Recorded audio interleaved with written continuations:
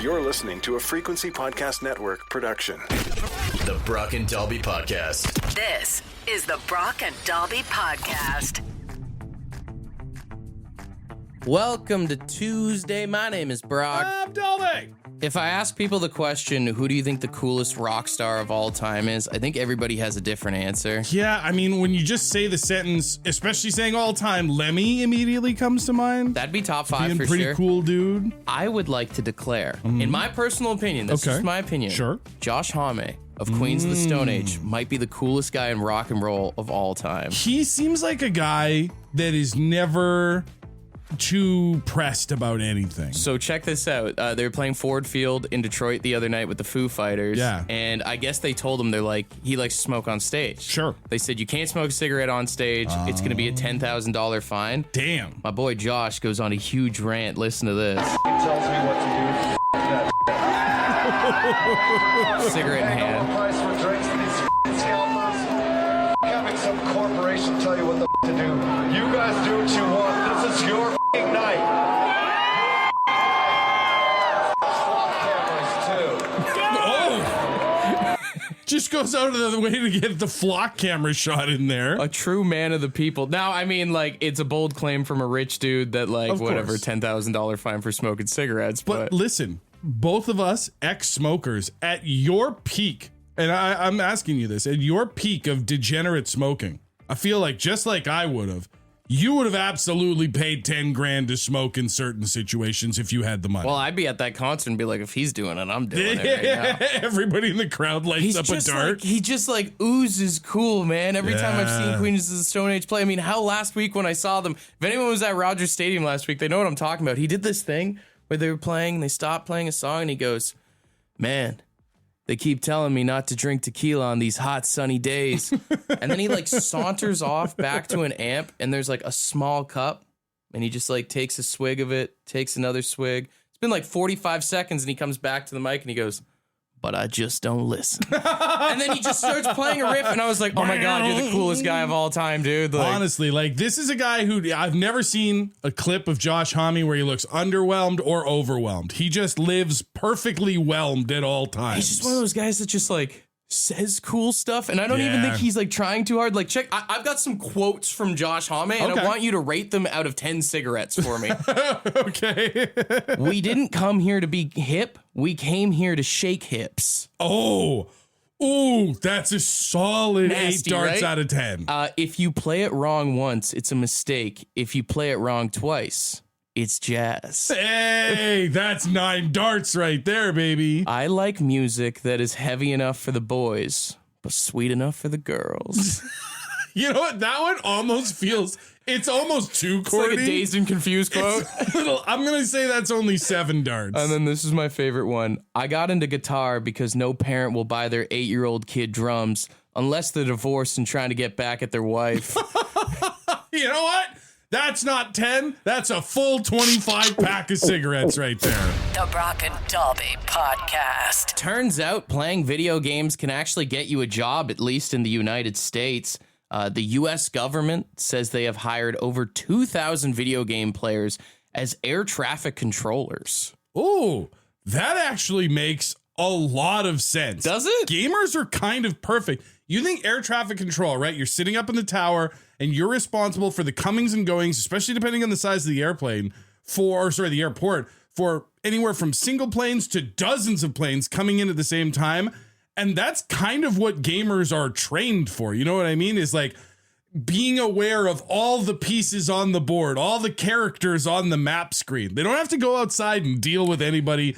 They just have to look at all the ones and zeros and make sure that they're coming in and leaving. So you think this is a good idea? Because I saw this and I was like, this is crazy. I guess back in April, the Department of Transportation actually made this a whole recruiting program to strictly look for computer gamers. And they said they hit an all-time high of applications. And then just this past month alone, they've hired 2,000 people. And they do claim that, kind of what you're saying, that video games promote real life skills. Yeah. They say that it helps with demonstrated high cognitive functions, multitasking, and then, I mean, I guess actually now that I'm saying it's strategy and problem solving. That's just does it. make sense. There are so many of these like simulation games out there that are so popular these days where it literally is just managing the comings and goings of characters on the screen. If you take the humanity out of the people on the planes, you're just guiding vehicles in and out. Okay, because I know there's like some kid listening in the car that's like, see, I told you, Mom, I told you.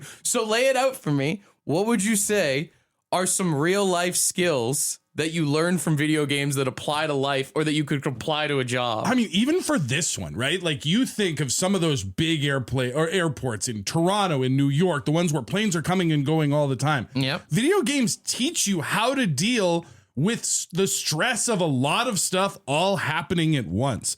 You think of all of those planes as enemies or allies that you need to keep track of. Yeah, but you got to remember, you can't rage quit in the middle That's of like just it. doing this. You can't, you need to find certain kinds of gamers that can handle that kind of pressure, Sure. but it does teach you how to deal with that kind of stress.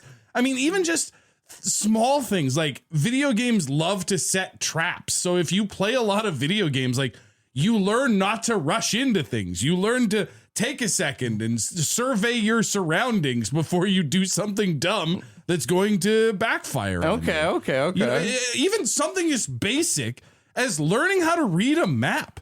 Like most open world games, True. driving games, flight simulators, all involve maps. You need to read the map to know where you're going, to make sure you don't miss anything. I love how passionate you are about this. I'm telling you, man, as somebody who got told many times as a kid that these video games will rot your This brain. is your dream right here. As watching all of these Congress hearings about how video games create violence and all these other things. No, video games are life simulators in a world where we need all the help we can get. All right, you've changed my opinion a little bit. The only thing I will say is these people are doing air traffic control, and I hope as gamers they realize that you don't respawn. You only have one life if things go wrong. Well, they're fine. They're in the tower. It's the people on the plane that don't get they a game still over. get to keep playing. Maybe not. No continues for the pilot, but that's his problem.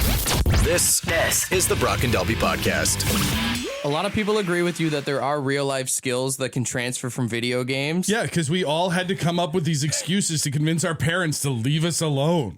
Ben, what's a real life skill that you learned from playing games? Reaction times. I do a lot of sim racing, and I find just on the highway, live up north. I'm sure everybody's dealt with it who lives up north. The moose and deer are awful, especially in the morning and at night. Yeah, man. So, dude, it saved my life a couple times where, you come close within a couple hairs of hitting the dog or whatnot. And The need for speed really paid off. Yeah, for sure. All we need now is to figure out how to use red and green shells to keep those deer off the road. Oh, dude, if I had a blue shell, I would not be able to be stopped. We've all thought about it driving to Toronto before. Yep. Oh, dude, or a star, man, they would not catch me. Hey, thanks for chatting, buddy.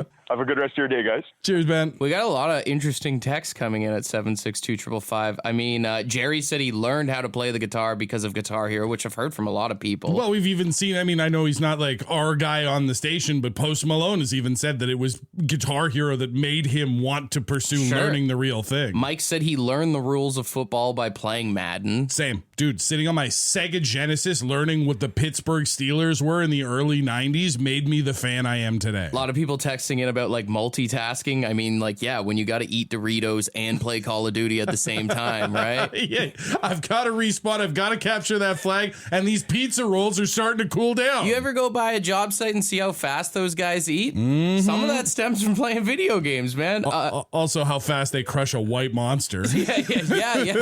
One and the same.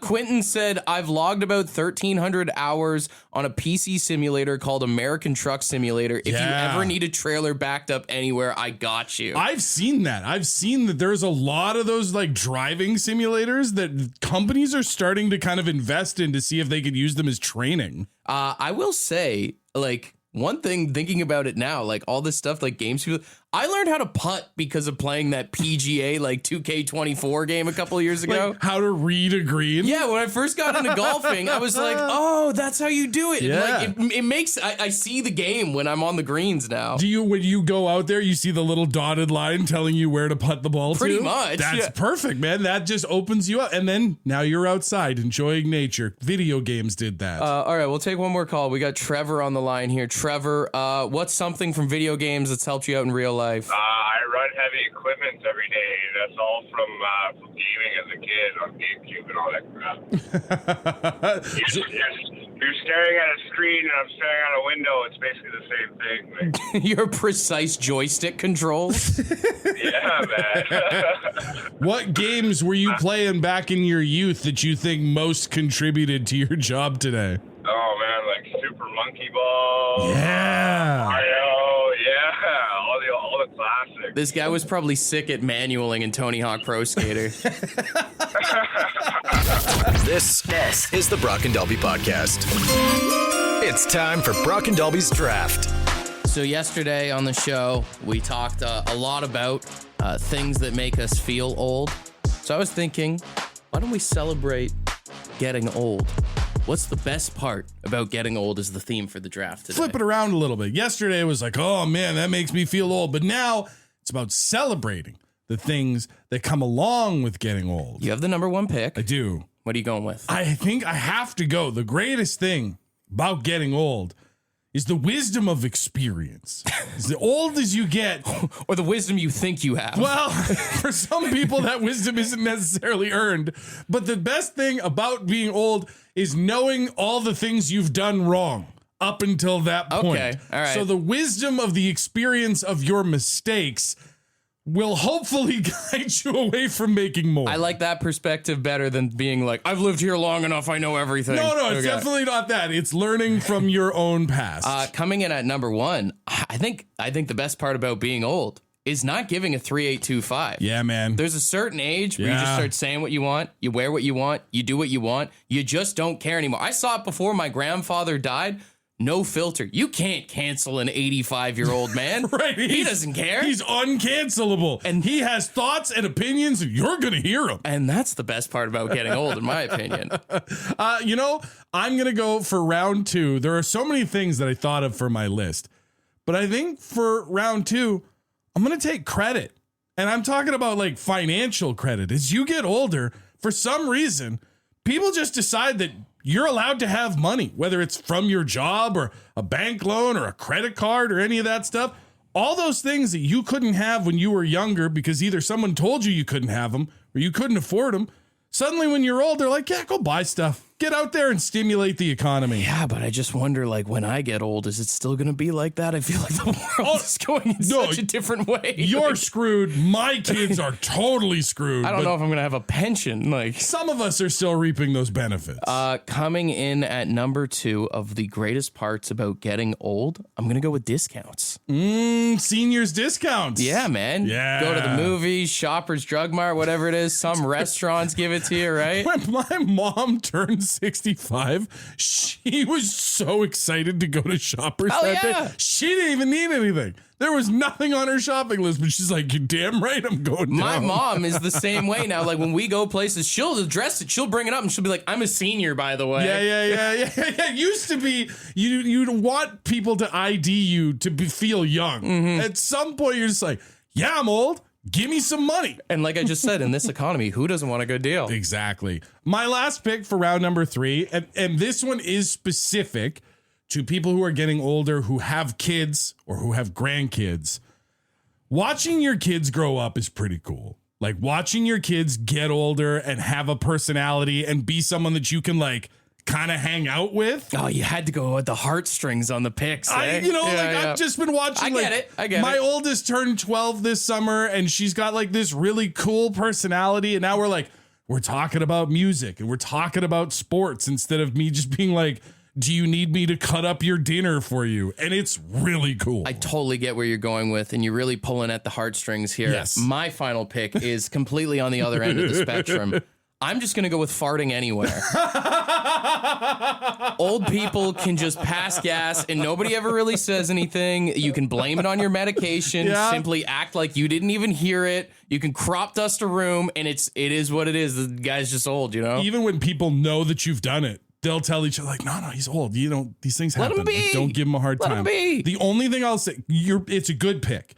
I don't know if I trust it coming from you, who's been doing exactly that since his mid-20s. Hey, I'm an old soul, as they say. The soul is always escaping me, you know? All right, for the draft of the best parts of getting older, my first pick was the wisdom of experience, learning from your mistakes. My second pick was just having credit. And then my third pick is your kids get pretty cool. Best part about being old, in my opinion, number one, I got not giving a crap. Coming in at number two, I got those sweet discounts. And coming in at number three, I got the ability to just fart whenever, anytime, any place, anywhere. Starting with not giving a crap and ending with farting does feel very on brand. It's the circle of life. The Brock and Dalby Podcast. It was a very close draft. Tight. But I'm very stoked to announce. Yeah. Coming for your boy over here and the best parts about getting old. You know what the good thing is, though, is by talking about the good things about getting old, none of us really loses because time is coming for all of us. A lot of people saying that we should get the shame bell for not mentioning retirement. Shame. I mean, I kind of touched on it. It doesn't seem like anybody, at least in our generation, is ever going to retire. Yeah. Remember seeing those commercials for Freedom 55? Then it was Freedom 65. Now it's like Freedom 85. I do love Sean's text. He says, nobody asks you to help them move at a certain age. That is true. And if they do ask you to move, all you have to do is show up with your one hand on your back and they go, oh man, just rest. Two different people texted in about skipping lines. One person specifically was saying you always get to board the plane first, but then everyone else said like people just let you skip a line. Like you can be an absolute dick, but they'll just be like,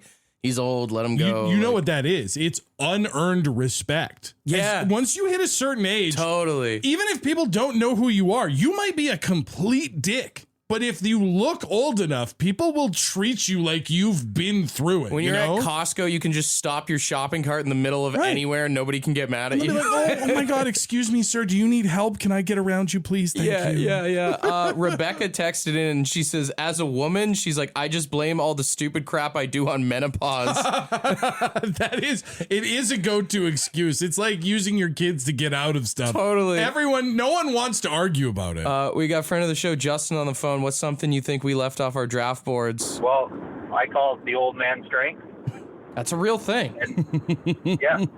Yeah. I remember working construction with the old guys when I was younger, and it was just like, I'd be just slugging along, and then they'd come along and do it like it was nothing. There's the old man strength, and then there's also this like weird confidence that old guys get. I mean, particularly you see it in gym locker rooms. I think it's like a naked comfort is also another thing that comes with old man strength. Yeah, no shame at all. Yeah, Buddy will go out to the bench press with socks up to his knees, compression socks up to his knees, and shorts that don't nearly come down far enough. Rip off a bench press you'd never expect, and then immediately go get naked in the steam room. Put one leg up in the locker room? Hell yeah, dude. So I don't obviously wear those shorts, but I've worked out with my son, and he'll have all this weight on there, and then I go down and I'll just do like 12 reps, and he just looks at me like I'm crazy. How'd you do that?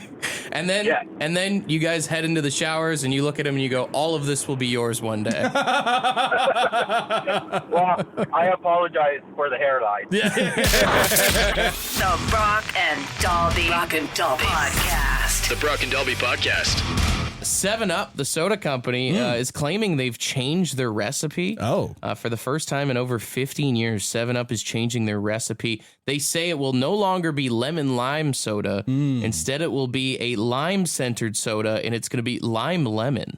Oh, okay. Well, that clears up everything. Now it makes perfect sense. They say that by giving lime the spotlight, we're delivering a more refreshing taste experience, which, like, I mean, this is kind of just like when someone gets a new haircut and acts like they're a different person, right? Yeah. What they're actually saying is Sprite is eating our lunch at the convenience stores, so we're trying something different. Honestly, it makes me mad for some reason to say lime lemon. Like I feel like I'm dyslexic saying that. Honestly, right now. You've got it backwards. I've been saying lemon lime for a series of different products my entire life. You are not going to get me to switch them now on some weird soda whim. Although if it is lime centered, could be a good mix with tequila now. Hey, you know what I like about you? It's always looking for the bright side, brother. It's always a glass of 7-Up half full. The Brock and Dalby Podcast. I know we're still in the countdown phase to the big nuptials between you and your fiance. We got Courtney. a long time, 2028, brother. It's a long countdown, but it's still a countdown. And we were just watching because I'm trying to pitch Brock on a new venue idea. You know, last I think we talked on the show was you get married at a castle in Scotland. Sure, yeah. But now maybe a little closer to home. We're watching a video from the States of a couple that got married in a McDonald's. So I'm still trying to figure it out. It looks like it's a couple that works at a McDonald's. Yeah, they are coworkers. As a matter of fact, one of them is training to be the manager because they're talking in the interview about how like their schedules are going to change. But as of right now, they open the store together. They work together every morning to get this McDonald's up and running. Except that they took some time off to get married and use it as the venue. I'm loving it, man. Apparently, it was their boss's like idea. Like, he said it as a joke. He's like, you guys both work here. You guys met here. You should get married here. And they were like, yes. For anyone who wants to see the video, text McDonald's to 762-555. It's hilarious. I mean, from the flower girl coming out with a Happy Meal box, dropping the flowers on the ground, to like a wet floor sign still on the ground. Which I love that. Like, I don't know if it's there out of necessity because someone did, in fact, just clean the floors and it's warning people of slipperiness. Or if it's just there for the ambiance. I mean, like, it is McDonald's. It's an OSHA-approved wedding. Do you think they're all wearing approved footwear? Yeah. People online are ripping on them, but it's like, you know what? I'll say this. Whatever makes you happy. Like, they probably saved so much money, dude. Honestly, like, McDonald's as a company probably had to approve all of this, and they probably saw it as great marketing. They knew what this was going to be. Well, the one thing I'm wondering is, like, obviously they're doing this on the inside, but was the drive-through still running right now? Are there still people in the back? Do you think, like, the best man had to run and take an order real quick? Hang on, I'll go get the rings after I drop these fries in the fryer. Imagine sitting in the drive-through being like, what is taking so long right now? Going on in there. Other questions that I think we have to ask. Was the ice cream machine working? Was that part of the reception? Were people able to get themselves a McFlurry after the ceremony was over? To be honest with you, as a kid, if you had asked me, like, what's your dream wedding? Oh, for sure. All of this. 100%. All of the, dude, if you could have McDonald's fries and chicky nuggets at a wedding, that would have been my dream as a child. Dude, you say as a child, I think even as an adult who is somewhat fiscally conscious, like, you think about using a McDonald's as a venue. It's got all the seating. It's got ambiance of some description. If you've got kids and you pick the right one, it's got a play place to keep them occupied. Dude, when I was like 7 years old, I had my birthday party at a McDonald's. It was sick. It was awesome. Dude, when I got married, after the ceremony, we went and got McDonald's while we were doing photos. Well, in Vegas, me and Courtney have joked about it before. You can go get a Taco Bell wedding. Oh, they have a Vegas, like, downtown there in on the Strip, and for like $1,400, you can get married, and they'll give you like 20 or something tacos, like, on your way out. My only concern with a Taco Bell wedding is the bride is wearing white. And that's just begging for a disaster. Sure. I mean, it's a little more romantic to be like, hey, we'll get a junior chicken and a McDouble. Let's get a McGangbang to start this night off, right? You know? The Brock and Dalby Podcast. The Brock and Dalby Podcast. We've got Katarina on the phone. After talking about the McDonald's wedding, you were saying where you work, you think you could get married. Where do you work? I work at Home Depot, and down the big lumber run, when we have store meetings, there's like hundreds of chairs just set from pretty much front to back, and obviously an aisle in the middle. Yeah. And there's more than enough room because they set up a big screen and everything. So just walking down that aisle would be perfect. Dude, think about how much of a pain in the ass it is to get flowers set up for a wedding. Right. Just do it in the garden center in the spring. Done deal. Oh, 100%. There's more than enough room in there, too. And hear me out. For the big, at the wedding when the bride comes down the aisle and it's the organ music and everything like that, and she's being pushed out on those giant stairs that they use to block the aisle and get stuff from up the ramp. What a moment. Yeah, that would be perfect. Like it's WrestleMania or something. Big WrestleMania 6 vibes where they had the little motorized ring carts bringing everybody to the ring. It would be awesome. Instead of having everyone like throw rice at the end, they're just throwing nails and screws. Got wood shavings from over by the bandsaw there. Yeah. That's the move. It would be amazing. Just like I also saw Matthias texted in and said, I'm an underground miner, and I don't think that would work here.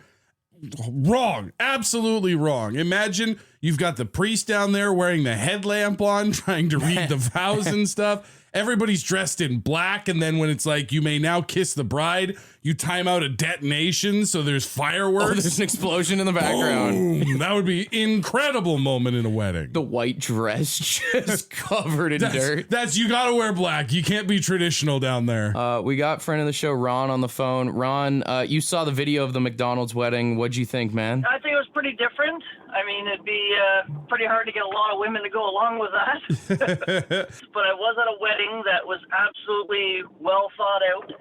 And as a midnight snack, they brought out, they had 400 cheeseburgers delivered around 11:30. It was absolutely amazing. Dude. After a day of drinking and having fun. And that would be epic. Like watching it come through the door, especially if it had been like put out on a platter, like stacked pyramid style as it's coming through the door.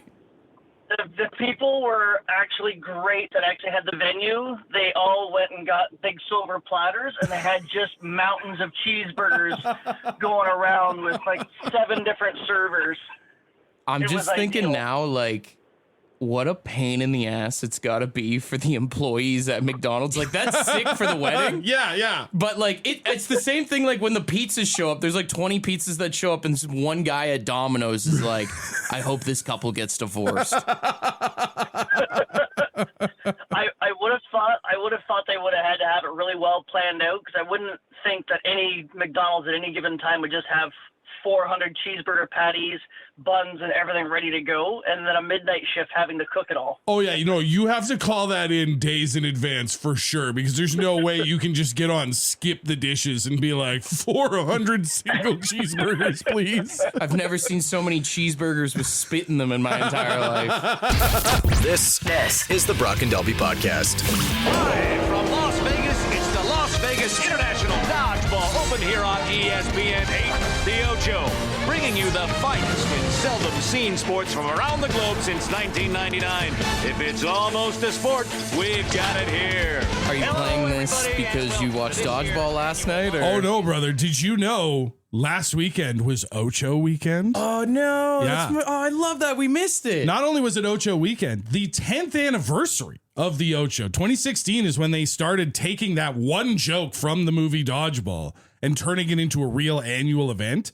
Which, by the way, did you know Dodgeball turned 22 this summer? Oh, God. Hate that. Oh, don't bring that up. Love the Ocho, a 4-day event for the 10th anniversary. And I just want to run through some of the sports that were featured. Please do. For anyone who doesn't know, this is like the wackiest weekend in sports. So, like, it's stuff that you might expect to see. Like, they did a whole day of cornhole. Of course. Cornhole was everywhere. That's a staple. Also did some hockey stuff. They showed the Alberta Roller Hockey Championship game between, like, Red Deer and Sherwood Park. That's cool. They did bare knuckle hockey fighting. Dude, that's a big thing. Yeah. I've seen that popping off online a lot lately. Also, Oops All Goalies, which is like a hockey league where everyone on the ice is dressed in full goalie gear. That sounds like a disaster. It is, but like in the best way. Sure, it's total Ocho. They did Banana Ball, got a lot of feature over the weekend. Yeah, they that did makes sense. Axe throwing, laser tag.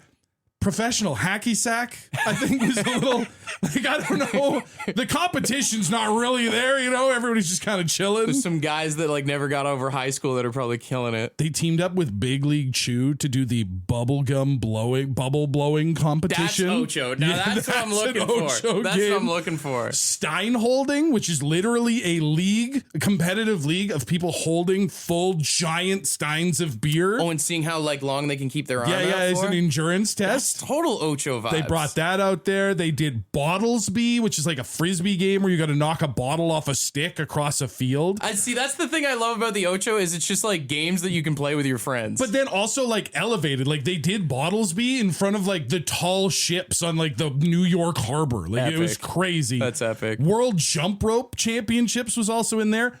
Diving chess, which is like two guys treading water, a chessboard at the bottom of the pool, and when it's your turn, you have to just submerge, go down to the board, like look at it, like make your decision and move your piece, and then you can come up for breath. When you initially said diving, I thought you meant like they had to jump from a diving board, do like a flip off the 10-meter board. Yeah. It's like if the judge gives you a high enough score, you're in checkmate. If anyone from the Ocho is listening, there's an idea for you. They even brought back Golden Tee, like the old golf arcade game. The one that you play in the pubs? For a world championship competition. I mean, that's cool. I don't know if I'd want to watch that, but... crab racing was a thing. Crab racing is hilarious. Everybody around would pick a crab with a number and they would just put them in the middle of a circle. First crab out of the circle was the winner.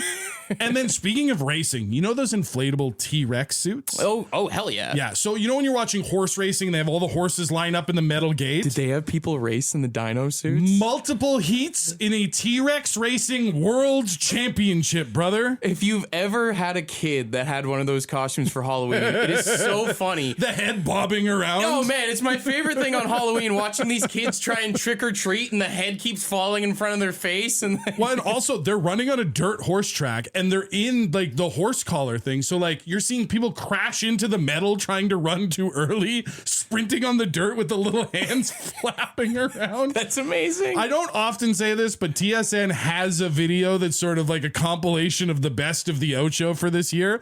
If you missed the festivities, highly recommend checking it out because there is some wild sports out there we're not watching. And if you're getting drunk with your friends this weekend and you're looking for something to do, here's a bunch of ideas for you. This is the Brock and Dalby Podcast.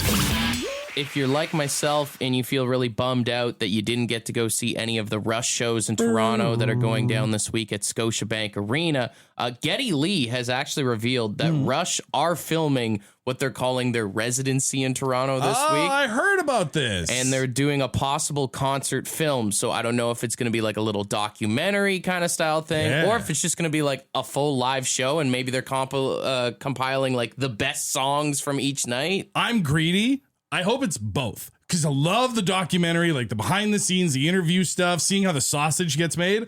But I'm also a big fan of finding like a 45 to 60 minute concert video on YouTube and just putting that on and letting it play in the background while I do stuff. Oh, buddy, one of my favorite things to do is when I come home from a night of drinking is to put on a live concert and fall asleep. Just picture you sitting on the couch. Woo! Courtney knows I'm in one when I come home and I'm like, put on the Blink-182 live in Australia right now.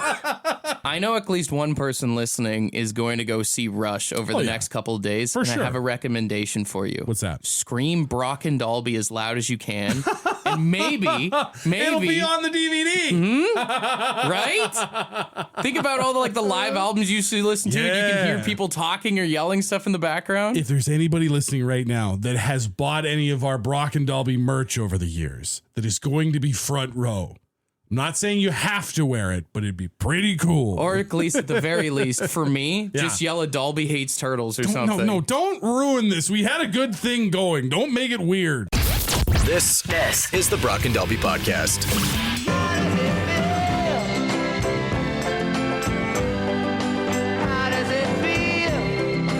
All right, we've got $100 in Lotto Max tickets to give away for tonight's jackpot. And, for How Does It Feel, I took my dogs for a walk and we went by a construction site and I saw a guy walk out of a porta-john and he looked absolutely disgusted. He's not having a good time. And, as a couple guys who work in air conditioning, have very soft hands, one thing we've never experienced is using a job site porta potty. Yeah, we're a couple of 3-plies. We want to hear from the 1-plies out there who got it rough. So we have asked the folks to describe how does it feel to use a job site porta potty. If you are not one of them, that does mean you can be a judge here this morning and let us know who describes it the best. That's right. And we're always looking for your voice memos. If you want to take part in the game, you got to record it and send it to 762-555. Larry just sent in text, but I do like he says it beats soiling yourself. That's the bottom line. Sure. So that's a good start, I think. Okay, all right. We'll start off with Erickson here. Okay. Well, during the winter, it's like pulling 2 inches of member through 4 inches of Carhartt. And during the summer, it's pretty much the Amazon rainforest with the swamp. Well, that's a dating profile if I've ever heard one. Oh, it's a tough ad for Carhartt. That is a hot start to the contest. We've got Alan here. Hey, it's Alan. It's kind of like watching the Leafs. Starts off great, and then by the time you're ready to get out of there, you're just totally disgusted with your life. It's like a Game 7 collapse. I think you honestly could, if you were going to go, it's like the watching the Leafs. It stinks. And then you're good. You're done. All right. We're off to a good start here. Let's see what Sam has. Have you ever sat in a sauna with a guy sitting next to you who's just farting a lot, turns it into a hot box? It's like that, but portable. But the guy was already in there before you got there and just decimated it. Okay, we'll do a couple more. We got Matt. Hey, this is Matt. It feels like having a hot sauna where you use sewage to throw on the hot rocks. That's what a porta potty at a work site feels like. And then when you flush, 100 poop flies fly at you coming out. Honestly, I just want to say, I applaud all of you folks in the trades who break through this every single day. You're more man than Dalby and I could ever be. Also, applause to all the poets out here finding these words to really paint the picture Some today. true wordsmiths on the job sites here. All right, we'll do one more. We've got Joe here. Okay. You remember Fat Bastard from the Austin Power movies? Sure. Imagine crawling into a room that is made from his thighs. You're crawling in there, the smell, the stench, the sweat. That's what a job site porta potty's like. So basically, tell me when I'm lying. like hooking up with him. What a comparison. That's so wild statement. One more round of applause. Everybody killed it today. Yeah. I think 2 standouts, though. Like, I think Erickson talking about the, 2 inches of member, 4 inches of Carhartt. Great line. Is fantastic. And then also the one about the pouring sewage on the hot rocks in the sauna. Those are the 2 that stand out for me. One's a visual, yeah, and one's like a whole smell that like I can taste right now. It really does capture all the senses without you being there. Are we going with Carhartt or Sauna Rocks? 762-555. What do you think? Carhartt or Sauna Rocks? What should we go with here? First couple of texts in are saying Erickson with the Carhartt text. I feel like that's where the audience is leaning so far. He just like totally killed it with right that out line. the gate. All right, we'll give it to Erickson. Ding, and a round of applause. $100 in Lotto Max tickets. Hopefully you win the jackpot tonight and you never have to go in one of those porta potties again, my man. This is the Brock and Dalby podcast. Could you text? Send a text. 762-555. Ask us anything that you want. Text us now. Text us now. Oh, text us now. 762-555. Text us now. First one in here says, if you win money at a charity event, do you have to donate it back to the charity? You don't have to.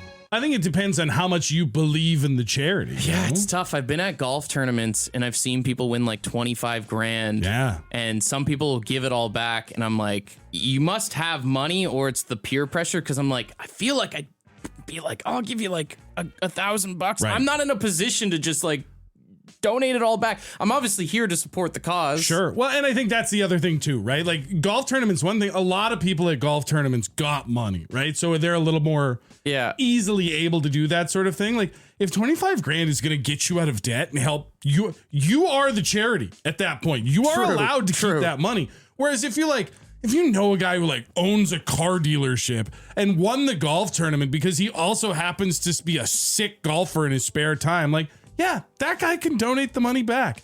Same with the 50-50. Like, if you win a 50-50 and that money's going to pay some bills that have been neglected, by all means. The good news there is the charity also got just as much money as you did. It's just tough to sit there and be like, guys, I know you need money. Yeah. I need it too. I think just be honest. You know, when you win, when they call your name, just go, I'm broke and I needed this. Lorraine texted in, said making some peanut butter cookies. And I'm wondering, what is your favorite cookie? Is Lorraine making us cookies? I hope so, because one of my favorite cookies is absolutely a peanut butter cookie. I am a big oatmeal raisin guy. Oatmeal raisin is a crazy pick for somebody in their 30s. It is underrated. Everybody likes to crap on the oatmeal and the raisin part, but like dipping it in milk, perfect. I get that.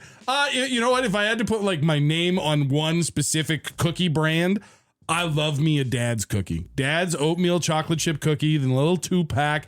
I've been buying them since I was 20 years old. They're my favorite cookie. And I mean, we can't forget about the Subway white macadamia. Yeah. I mean, listen, man, if I'm at Subway, I'm getting the M&Ms. You can't stop me. I'm getting the M&M cookie. Someone texted in and said, what's the best and worst band to be compared to? Like if someone was saying like, you're like this band, is that what they're trying to say? I guess so. Like, I feel bad for any band that gets compared to Metallica, because I feel like that's too big. If you get compared to any major band, that kind of sucks, because it either says that you are copying them or you're just generic. See, it's funny. I took it from the perspective, like, if you were talking to your buddy and you're like, you're a real Greta Van Fleet. And you're like calling them a poser. Like as an insult? I wasn't even thinking it like from a musical perspective. I thought he was asking like if I was to be like, dude, you're a total Nickelback kind of thing. When your buddy doesn't want to go do the thing you want to do, listen, you're softer than John Tesh right now. Can we please just nut up? Dude, you're being a U2. You're forcing us to do a bunch of stuff that we don't want to do. I don't want to listen to you anymore. What are some other ones here? Do you peel blueberries?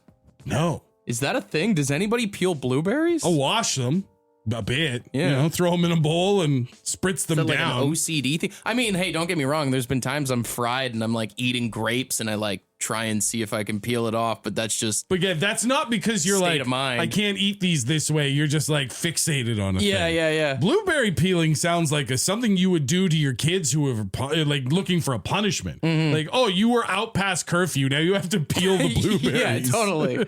All right, we'll wrap up with this one here.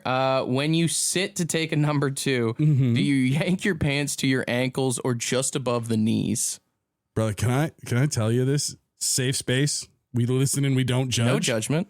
If I'm in my own home and I know I'm gonna be sitting for a bit. Pants off, dance off. Sometimes I just take them all the way off. Yeah. Why chain yourself at the ankles? Also, if somebody breaks into the house, I don't need to be fumbling to try and pull them up. Going at the knees seems like a bad move. It seems like you're not getting as much like leverage as you possibly could. That's too constrictive. The only thing I can think of is if you are a pants to the knee sitter, you probably have kids and no lock on your door. You know what I mean? You're looking to pull them up as fast as possible. I think pants at the knees is like maybe if you're like out in the bush or something, side of the road kind of type thing. Yeah, You know, you got to get up, get out of there. I think you need to drop your pants to the ground because sometimes you need to look at the underwear and see like, hey, how close did I cut it? Did I breach? You know? Want to be a part of the podcast? Leave a message on the Bad Line. The Bad Line is the answering machine for the Brock and Dalby Show. To get the number, text the word BAD to 762-555. Thanks for listening to the Brock and Dalby podcast.